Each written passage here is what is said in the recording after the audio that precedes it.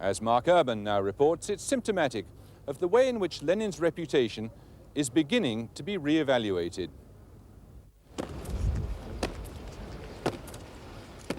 The changing of the guard at the tomb of Vladimir Ilyich Lenin. For more than 60 years, the mausoleum containing the embalmed body of Soviet Russia's first leader has been the nearest the communist world had to a holy shrine. His writings were scoured for endorsement by conservatives and reformers alike. Preservation of his memory was, in a curiously Soviet way, above politics. For decades, Soviet leaders found their inspiration in Lenin. All their problems could be blamed on lesser communists. Stalin and Brezhnev have now been disgraced by Mr. Gorbachev. But even after 5 years of his reforming policies, attacking Lenin himself remains a taboo. Now even that is being broken. Это был фанатик. He was a fanatic, Жестокий, a cruel, bloodthirsty man не думающий о who благе didn't care народа, for the good of our nation думающий and whose only aim was to bring to power his own men.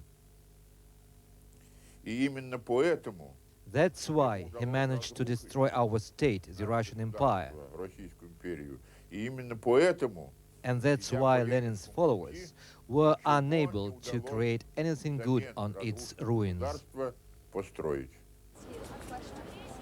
That assessment is increasingly popular among intellectuals in Moscow.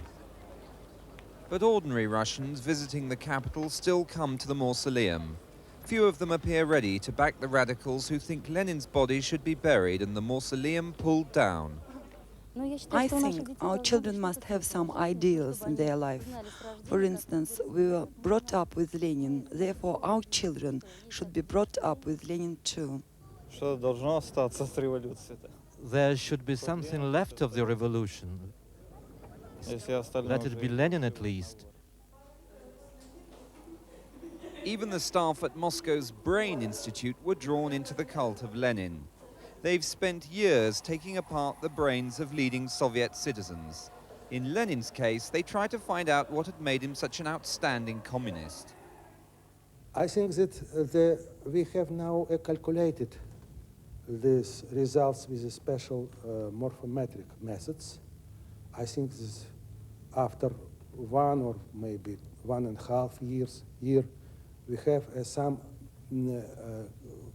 quantitative results. And what have you discovered?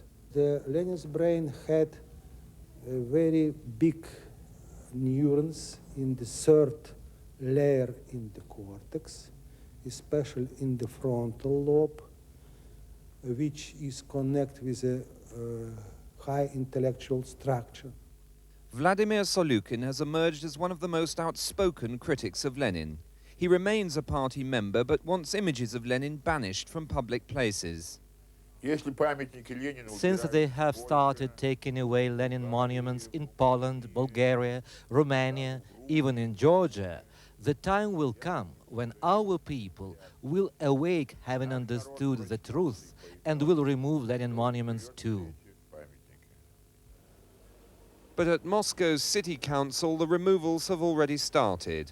The bust which used to stand in its chamber was moved into the corridor 4 days ago. The vote taken here to throw it out could now be repeated across Russia. But even the most reform-minded city deputies don't feel the time is yet right to demolish Lenin's mausoleum.